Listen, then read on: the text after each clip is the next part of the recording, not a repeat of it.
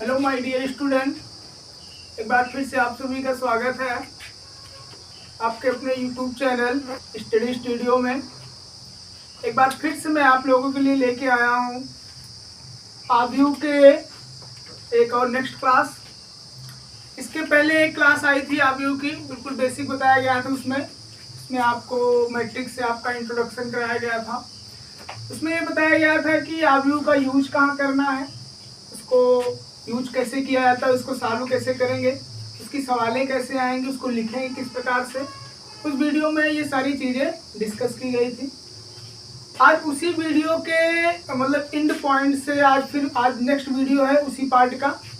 चलिए आज देखते हैं आज हम लोग क्या पढ़ने वाले हैं। आपको बोर्ड पर दिख रहा होगा, बोर्ड पे लिखा है टाइप्स ऑफ मैट्रिक्स, यानी कि हम लोग आज पढ़ेंगे आव्यूह के प्रकार। तो आव्यूह के प्रकार में आपको 7 टाइप दिख रहे होंगे। पहला टाइप है आपके पास कॉलम मैट्रिक्स, यानी कि हिंदी में बोलते हैं उसको स्तंभ आव्यूह। दूसरा आपके पास रो मैट्रिक्स है, पंक्ति आव्यूह है। तीसरा आपके पास है स्क्वायर मैट्रिक्स, वर्ग आव्यूह है। और चौथा आपके पास है डायगोनल मैट्रिक्स, विकर्ण आव्यूह है। पांचवा आपके पास है स्केलर मैट्रिक्स, अदिश आव्यूह है। और छठा आपके पास है आइडेंटिटी मैट्रिक्स यानी तत्समक आव्यूह। और लास्ट है 7 नंबर जीरो मैट्रिक्स यानी कि शून्य आव्यूह। बारी बारी से करके हम एक एक मैट्रिक्स की डेफिनेशन पढ़ेंगे और उनके बारे में जानेंगे, एक एक एग्जांपल आपको बताया जाएगा। तो सबसे पहले देखते हैं स्तंभ आव्यूह, कॉलम मैट्रिक्स। कॉलम मैट्रिक्स ऐसे आव्यूह को कहा जाता है कि जिसमें मतलब कि स्तंभ जो हो वो एक हो। स्तंभ कितने हो? एक हो, और पंक्तियां कई हो सकती हैं। मतलब ये हुआ कि अगर आपके सामने यहाँ पे मैं डेफिनेशन लिख देता हूं, ऐसा आव्यूह जिसमें स्तंभ एक हो, वह स्तंभ आव्यूह कहलाता है। स्तंभ आव्यूह कहलाता है। ठीक है, एग्जाम्पल आपको एक दिखा देते हैं हम। एग्जाम्पल जैसे मैंने ये लिख दिया 2 4 6। अब अगर आप यहाँ पे देखें तो इस आव्यूह में ये स्तंभ किसे कहते हैं? कल इसके पहले वाले वीडियो में बात हुई थी, मैट्रिक्स इसे सीधे सीधे कहते हैं ना, अप टू डाउन यानी ऊपर से नीचे आते हैं। तो ये एक स्तंभ है, इसमें स्तंभों की संख्या कितनी है? 1 है, और पंक्तियों की संख्या 1 2 और 3 है। तो मतलब कि पंक्तियों की संख्या कुछ भी हो सकती है और स्तंभ की संख्या 1 होगी, तो उसे हम बोलेंगे, ऐसे आव्यूह को क्या बोला जाएगा? उसे बोला जाएगा स्तंभ आव्यूह। यानी कि हम लिख सकते हैं, अगर इसकी कोटि क्या बन सकती है, इसकी कोटि ये बन सकती है कि पंक्ति कोई भी हो सकती है, लेकिन स्तंभ जो होगा वो क्या होगा? 1 होगा। यानी इसकी कोटि जो बनेगी वो बनेगी m/1। क्या बनेगी? m/1। मतलब कि n की वैल्यू 1 होनी चाहिए और m की वैल्यू कुछ भी हो सकती है। ठीक है, सेम इसी तरह पंक्ति आव्यूह है। जिस तरह स्तंभ आव्यूह है उसी तरह पंक्ति भी आव्यूह भी है। पंक्ति आव्यूह में क्या है? स्तंभ आव्यूह में एक स्तंभ हो, पंक्ति आव्यूह में एक पंक्ति हो, स्तंभ कई हो सकते हैं। तो सेम ऐसे ही डेफिनेशन इसकी भी लिखेंगे ऐसा आव्यूह जिसमें पंक्ति हमारी एक हो, वह पंक्ति आव्यूह कहलाता है। पंक्ति आव्यूह कहलाता है। एग्जाम्पल लिख देते हैं आपके सामने। एग्जाम्पल मतलब पंक्ति एक होनी चाहिए, जैसे ये है। ठीक है, 5 6 7। तो ये इस तरह से अगर आप देखेंगे तो ये पंक्ति एक हो गई हमारी।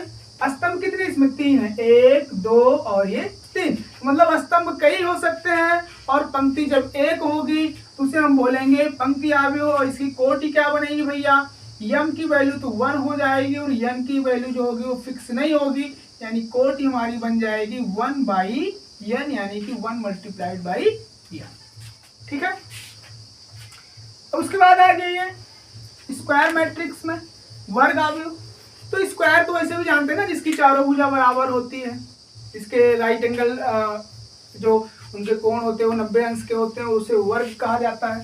स्क्वायर मैट्रिक्स में भी वही होगा, यानी कि ऐसा अवयव जिसमें पंक्ति की संख्या और स्तंभ की संख्या दोनों बराबर होगी उसे हम कहेंगे वर्ग अवयव। यहाँ पे लिख देते हैं ऐसा अवयव जिसमें पंक्ति बराबर स्तंभ, पंक्ति बराबर स्तंभ, या फिर हम लिख सकते हैं m इक्वल n।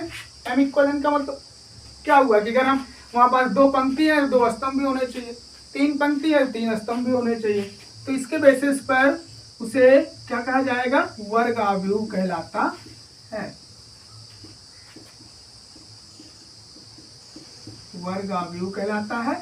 एग्जाम्पल आपके सामने लिख देते हैं, जैसे ये है 4 6 8 9।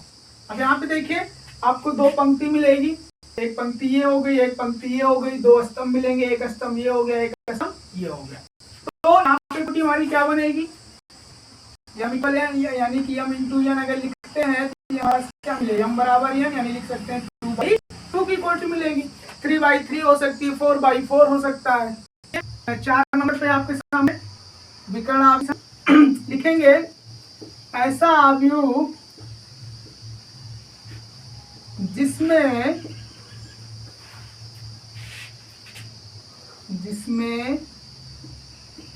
विकर्ण के अतिरिक्त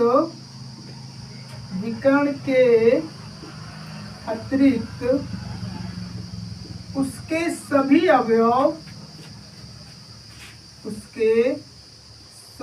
अवयव शून्य हो, विकर्ण अवयव कहलाता है।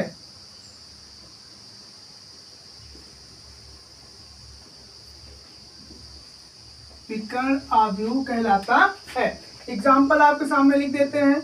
एग्जाम्पल ये है कि अगर आप डायगोनल जो आपका बन रहा है, जैसे अगर हम 2/2 का अवयव बना देते हैं तो 2 0 0 4 जैसे ये बना दिए, तो इसमें एक विकर्ण आप पकड़ लीजिए, विकर्ण ऐसे भी हो सकता है, ये भी हो सकता है, ये भी हो सकता है, तो कोई एक विकर्ण पकड़ लीजिए। जैसे ये वाला विकर्ण हमने पकड़ लिया, इसमें देखिए आप ये क्या है, ये विकर्ण, इसमें विकर्ण अवयव, यहाँ पे अवयव 2 है, यहाँ पे अवयव क्या है 4 है।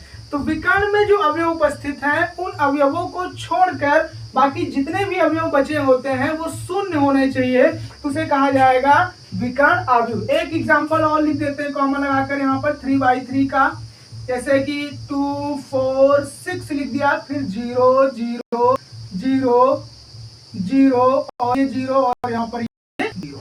तो अगर यहाँ पे अगर आप डायगोनल में देखें तो 2 4 6 है, बाकी यहाँ पे 2 4 6 दिया हुआ है, ये डायगोनल में है, और डायगोनल में इसके जो अवयव है वो 2 4 6 है, और इसके बाकी सारे अवयव क्या है, सभी शून्य है। तो इसकी वजह से ये भी क्या कहलाएगा हमारे पास, विकर्ण अवयव। मतलब विकर्ण अवयव का मतलब ये हुआ कि उसके विकर्ण के अतिरिक्त उसके सभी अवयव शून्य हो, तो कौन सा अवयव कहलाता है, विकर्ण अवयव कहलाता है। यहाँ पे बोर्ड भर चुका है, आप सभी लोग स्क्रीनशॉट ले लीजिए, फिर आप कॉपी में लिए हैं तो नोट कर लीजिए वीडियो पॉज करके, उसके बाद थोड़ा इरेज करके फिर लिखते हैं।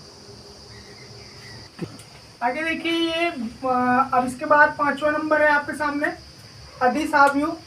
इसकी डेफिनेशन लिख देते हैं हम यहाँ पर अदिश अवयव की। इसमें लिखेंगे ऐसा अवयव जिसके विकर्ण के प्रत्येक अवयव समान हो, अदिश अवयव कहलाता है। अदिश अवयव कहलाता है। एग्जाम्पल लिख देते हैं यहाँ पर, जैसे मैं लिखता हूँ 5 0 0 0 5 0 और यहाँ पे 0 0 और ये 5। मतलब क्या हुआ, अदिश अवयव का मतलब ये हुआ कि जो डायगोनल बन रहा होगा हमारा, उस डायगोनल के जितने भी एलिमेंट्स होंगे सब समान होने चाहिए, यानी सब एक बराबर होने चाहिए, बाकी उसके जो अवयव कुछ भी हो सकते हैं। ठीक है, मतलब क्या हुआ, मतलब ये हुआ कि डायगोनल के जो अवयव होने चाहिए वो समान होने चाहिए, उसे हम क्या बोलेंगे, अदिश अवयव बोलेंगे या फिर स्केलर मैट्रिक्स बोलेंगे। ठीक है, अब इसके बाद आ जाइए तत्समक अवयव में। तत्समक अवयव को परिभाषा लिख देते हैं।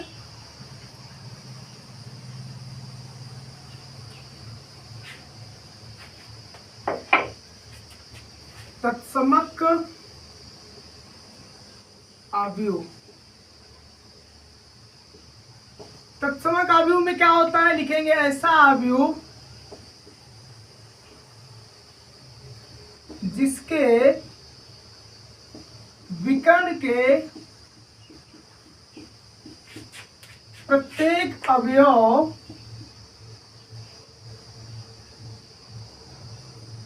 एक हो तथा शेष अवयव शून्य हो, तत्समक अवयव कहलाता है।